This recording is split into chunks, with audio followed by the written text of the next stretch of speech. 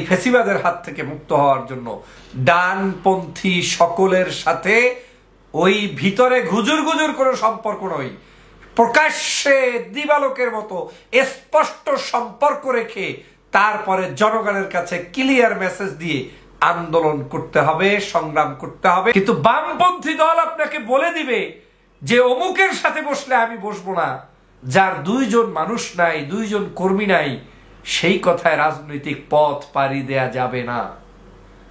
এ পথ অনেক কঠিন, এ পথ অনেক দুর্গম।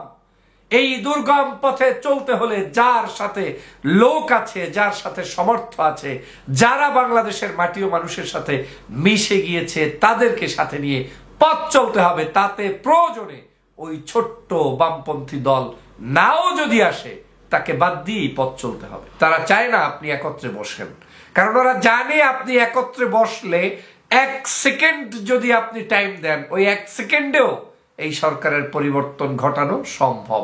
বাংলাদেশে রাজনৈতিক পরিবর্তনের স্বপ্ন দেখছেন প্রায় 99% মানুষ, কিন্তু এই স্বপ্ন এখনো বাস্তবায়ন হচ্ছে না। এর কারণটা কি?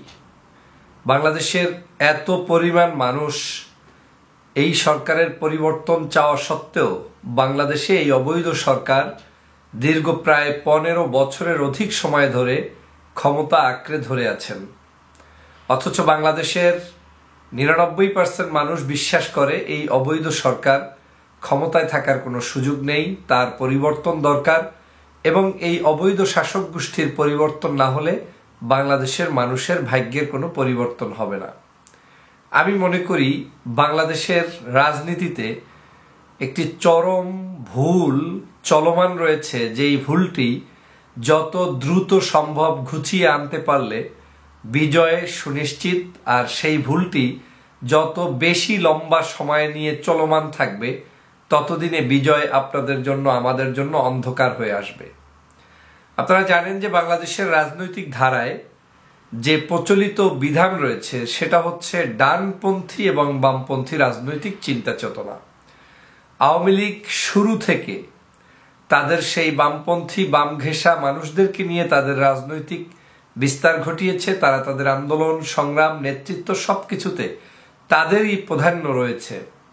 অন্যদিকে আওয়ামী লীগের অপোজিশন যারা আওয়ামী লীগকে পছন্দ করে না, সেটা হচ্ছে বাংলাদেশের অন্য অন্য ডানপন্থী রাজনৈতিক দলগুলো, ইসলামপন্থী রাজনৈতিক দলগুলো, এবং সেই রাজনৈতিক দলগুলোর সাথে একটি সখ্যতা সবসময় বাংলাদেশ জাতীয়তাবাদী দলের ছিল।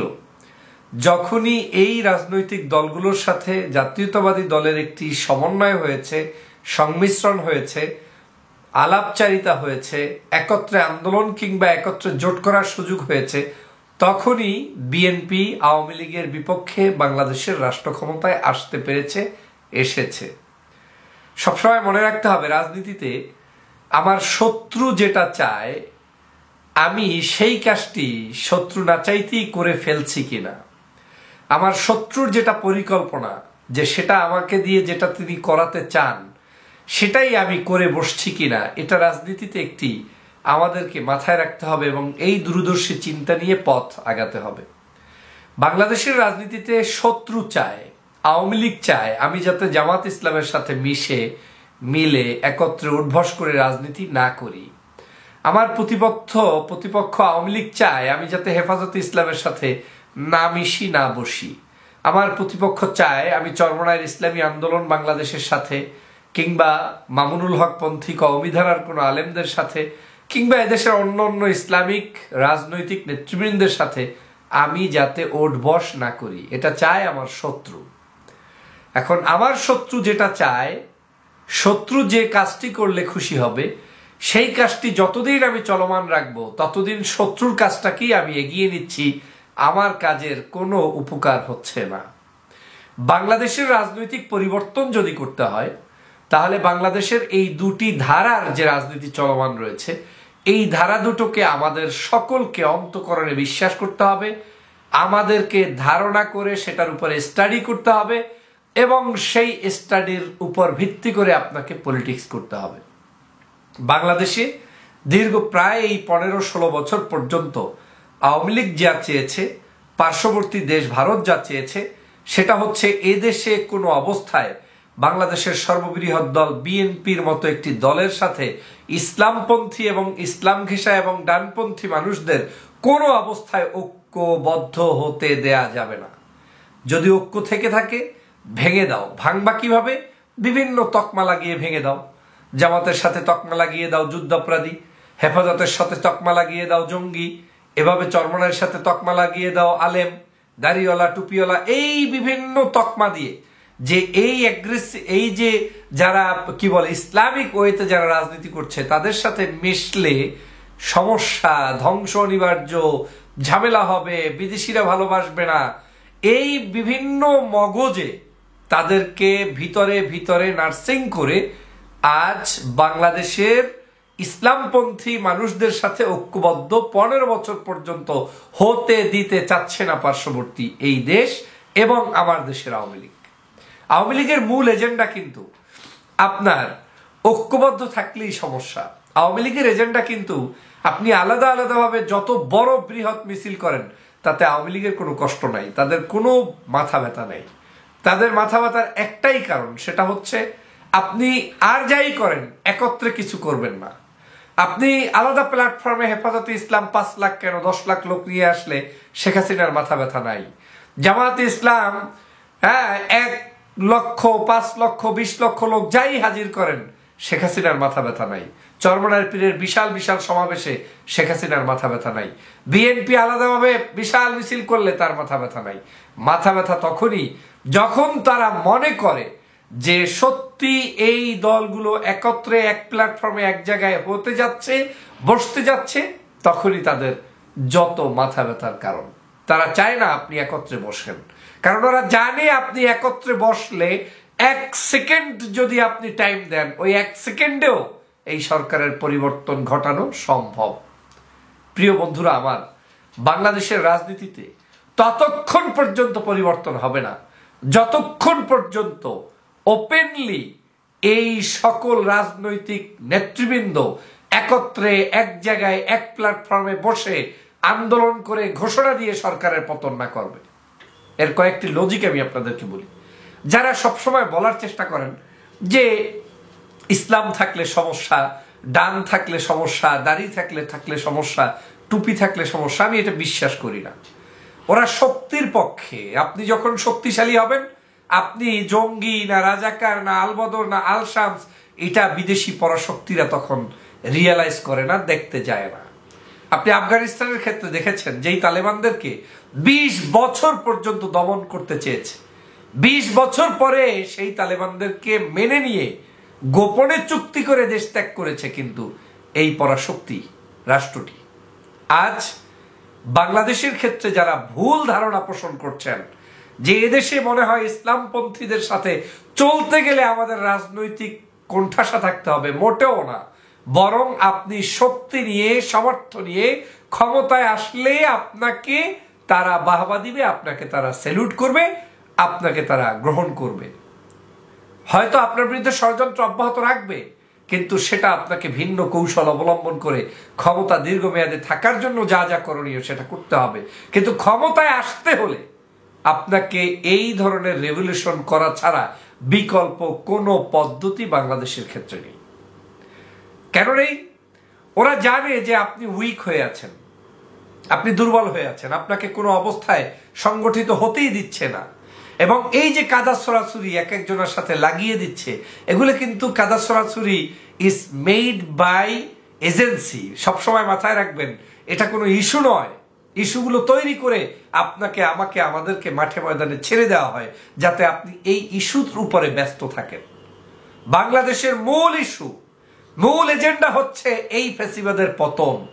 কিন্তু বাংলাদেশের কারো মুখে এই এজেন্ডাটা যত বেশি না থাকবে, তার চেয়ে বেশি থাকবে তারাবির নামাজ 8 রাকাত না 20 রাকাত।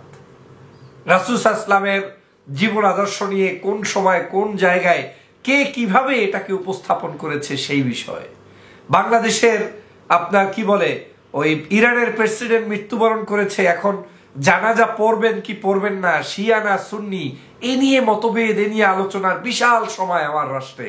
কিন্তু আমার রাষ্ট্রে এই সময় নেই যে আমার পাঠ্যপুস্তক থেকে ইসলাম সরে যাচ্ছে, ধর্ম সরে যাচ্ছে, আমার সংস্কৃতি বিলুপ্ত করে দেওয়া হচ্ছে, আমার দেশের বিশ্ববিদ্যালয়, আমার দেশের সরকার ব্যবস্থা, আমার দেশের সামাজিক রাজনৈতিক অর্থনীতি লুণ্ঠন করে ফেলা হচ্ছে, এ নিয়ে কারো কোনো বিবৃতি বক্তব্য নেই।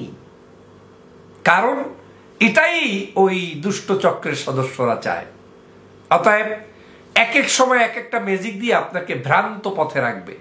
কখনো বলবে তোমরা ওদেরকে ছেড়ে দাও, আমি তোমাদের সাথে আছি। আপনি তো ভাববেন তাই তো, দেখি তাহলে নেক্সট 5 ইয়ার্স আমরা একটু তাদেরকে ছাড়ার চিন্তা করে দেখি। আপনি ছাড়তে গিয়ে বলবে যে ঠিক আছে তুমি তো ছেড়েছো, এখন তুমি ফেয়ার ইলেকশন নির্বাচনে আসো, তোমাকে আমি দেখি সমর্থন দেব। 18 সালে আপনাকে নিয়ে আসবে, নির্বাচনে ঠিকই আসবেন, আসার পরে রাতের অন্ধকারে ভোট কারচুপি করে এই 5 বছর আবার শেষ করে দিবে।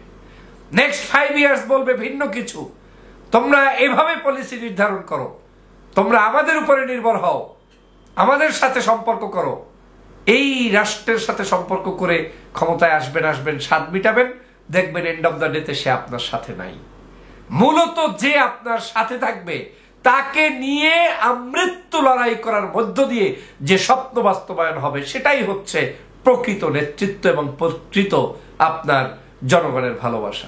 আমি মনে করি বাংলাদেশের আগামী দিনের এই দেশের পরিবর্তন যদি ঘটাতে হয়, রাষ্ট্রের পরিবর্তন ঘটাতে হয়, নির্বাচন পদ্ধতির আমূল পরিবর্তন করতে হয়, তাহলে এই ফ্যাসিবাদের হাত থেকে মুক্ত হওয়ার জন্য ডানপন্থী সকলের সাথে ওই ভিতরে গুজুর কোনো সম্পর্ক নয়, প্রকাশ্যে দিবালোকের মতো স্পষ্ট সম্পর্ক রেখে তারপরে জনগণের কাছে ক্লিয়ার মেসেজ দিয়ে আন্দোলন করতে হবে, সংগ্রাম করতে হবে, মানুষকে সেই আন্দোলনে সম্পৃক্ত করতে হবে, দেশি বিদেশি যে কোনো ইস্যুতে কথা বলতে হবে স্পষ্ট, যেটার মধ্যে কোনো ধরনের রাগ ঢাক আর চলবে না।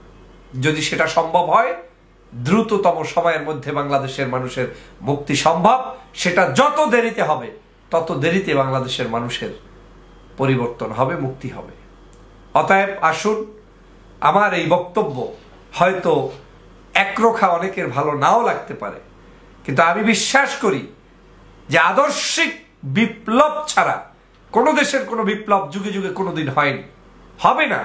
আপনাকে বুঝতে হবে, আমাকে যারা পছন্দ করে আমাকে তাদেরকে নিয়েই থাকতে হবে। এখন আমাকে যারা অপছন্দ করে তাদের মতো করে আমি যদি কাজ করি, তাদের চিন্তার আলোকে যদি আমি কাজ করি, তাহলে তো আমার ফলোয়ারও থাকবে না, আর তাদেরগুলো তো আমার এমনিই নেই। এতটুকু জ্ঞান নিয়ে যদি আমি চলতে না পারি, তাহলে নিশ্চিত আমার পতন অনিবার্য। আমি বিশ্বাস করি বাংলাদেশের আমি ক্ষুদ্র ডক্টর ফয়জুলের বন্ধু হচ্ছে ডানপন্থী মানুষরা, যারা গণতন্ত্রের পক্ষে লড়াই করছে, জনগণের মুক্তির জন্য লড়াই করছে। অতএব আমি তাদের হয়ে কাজ না করতে পারলে নিশ্চিত আমার পতন অনিবার্য। তাহলে সমগ্র রাষ্ট্র ব্যবস্থায় এই দেশে আওয়ামী লীগের বিরুদ্ধাচরণ যারা করছে তাদেরকে নিয়ে মাঠে ময়দানে থাকতে হবে। হতে পারে আপনার রাজনৈতিক স্বার্থে বামপন্থী অনেক রাজনৈতিক দলের সাথে আপনার ঐক্য হতে পারে, কিন্তু বামপন্থী দল আপনাকে বলে দিবে যে অমুকের সাথে বসলে আমি বসবো না, যার 2 জন মানুষ নাই, 2 জন কর্মী নাই, সেই কথায় রাজনৈতিক পথ পাড়ি দেয়া যাবে না। এ পথ অনেক কঠিন, এ পথ অনেক দুর্গম। এই দুর্গম পথে চলতে হলে যার সাথে লোক আছে, যার সাথে সমর্থ আছে, যারা বাংলাদেশের মাটি ও মানুষের সাথে মিশে গিয়েছে, তাদেরকে সাথে নিয়ে পথ চলতে হবে। তাতে প্রয়োজনে ওই ছোট্ট বামপন্থী দল নাও যদি আসে, তাকে বাদ দিয়েই পথ চলতে হবে। আর যদি সেটা করতে না পারেন, তাহলে বাংলাদেশের মানুষের এই কঠিন দুর্দশা আরো দীর্ঘায়িত হবে। আশা করি বাংলাদেশের যারা আমার এই ভিডিওটি দেখবেন, প্রচার করবেন, জানিয়ে দিবেন, আমাদের মধ্যে ঐক্যবদ্ধ প্রচেষ্টা অব্যাহত রাখার জন্য সবাই চেষ্টা করবেন, সেই আশা ব্যক্ত করছি। সবাইকে ধন্যবাদ।